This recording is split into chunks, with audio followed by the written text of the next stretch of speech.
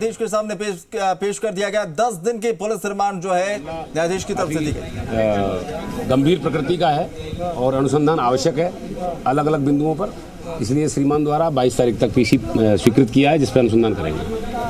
अब जो दूसरा आरोपी है उसको क्या हिरासत में रखा है? नहीं, उसको चूंकि विधियानुसार 212 जो आईपीसी है, जमानती अपराध है, उसको जमानत दी गई है और जो इससे जो संबंध है और जो उसने संशय दिया था उस पर अनुसंधान कर लिया गया है। जो बाकी है वो भी करेंगे। क्या फैक्ट निकल के आया है? इसमें सिर्फ चरण दी थी या कुछ और भी?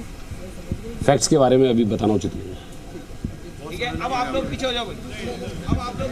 तो आपने सुना कि 22 तारीख तक के लिए पुलिस रिमांड पर भेजा गया है आरोपी को, गौहर चिश्ती को। आज ये लाइव तस्वीरें भी आप देखिए, अभी न्यायाधीश के आवास पर यहां पर पेशी के लिए ले जाया गया था और वहीं से 10 दिन की रिमांड पर भेज दिया गया है। तो 22 जुलाई तक पुलिस कस्टडी में भेजा गया है आरोपी गौहर चिश्ती को, जहां पर पुलिस अब उससे तमाम मामलों में पूछताछ करी। ये देखिए तस्वीरों में आपको नजर आएगा आरोपी गौहर चिश्ती। इस वक्त आपको लाइव तस्वीरें दिखा रहे हैं। पेशी के बाद निकलता हुआ आरोपी यहां पर पुलिस के कड़े पहरे में उसे यहां पर पेश किया गया और उसके बाद देखिए कि कैसे वहां पर पेशी के बाद वो उसे वापस वैन में बिठाकर अब जो है ले जाया जा रहा है। और पुलिस बलों की वहां पर तैनाती पहले से की गई थी, भारी पुलिस जाब्ता वहां पर तैनात था।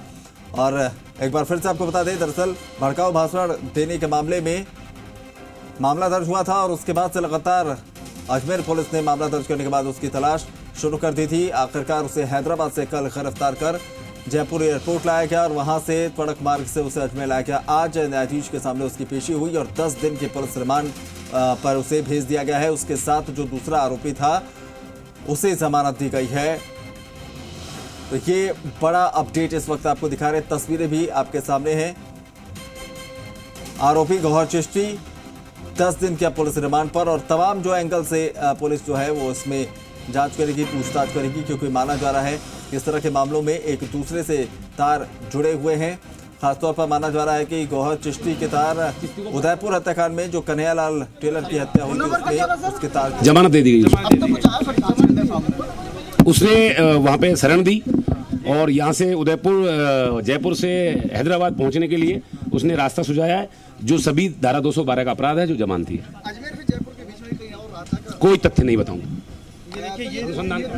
हेलो हेलो चलिए, तो अशोक भाटी हमारे साथ, हमारे सहयोगी जुड़ गए हैं। अशोक, एक को जमानत और दूसरे को 10 दिन की पुलिस रिमांड, और क्या कुछ आज यहाँ पर पेशी के दौरान हुआ? जी बिल्कुल, गौहर चिश्ती जो है जिसने भड़काऊ नारे लगाए थे उसे 22 जुलाई तक यहाँ पर जो है रिमांड पर सौंपा गया है। तो वहीं दूसरा जो आरोपी है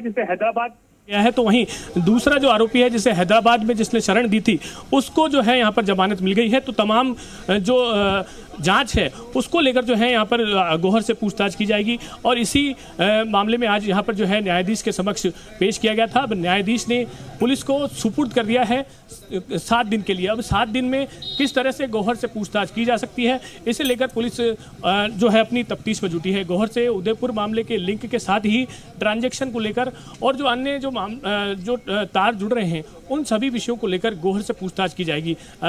ये बताया जा रहा है कि अमानतुल्लाह जो मुनव्वर है उसने केवल इसमें शरण दी थी, तो ऐसे में न्यायाधीश से उसको लेकर रिमांड नहीं मांगी गई थी और इसीलिए उसे जमानत पे भेज दिया गया है। जी अशोक, जमानत पर भेज दिया गया, लेकिन अगर इस पूरे मामले में अगर जांच आगे बढ़ाई जाती है, क्योंकि बार बार ये भाई सवाल सामने आ रहा था कि आखिर वो हैदराबाद क्यों गया था, तो अगर इस पूरे पूछताछ में और जांच में जरूरत पड़े तो उससे भी जो है पूछताछ हो सकती है दूसरे आरोपी से, जिसे फिलहाल जमानत पर बाहर भेजा गया है।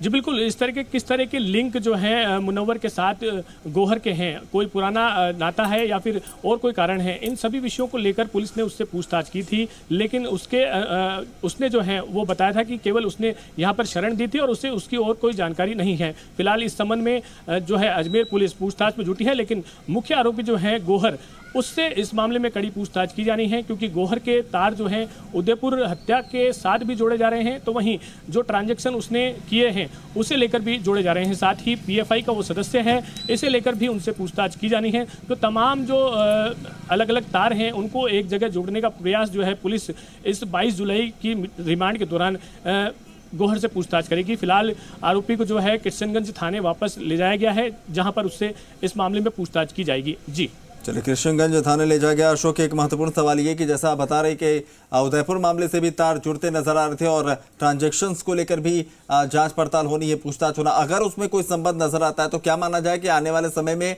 NIA की तरफ से भी उससे पूछताछ हो सकती है, इस केस में उसकी भी एंट्री हो सकती है?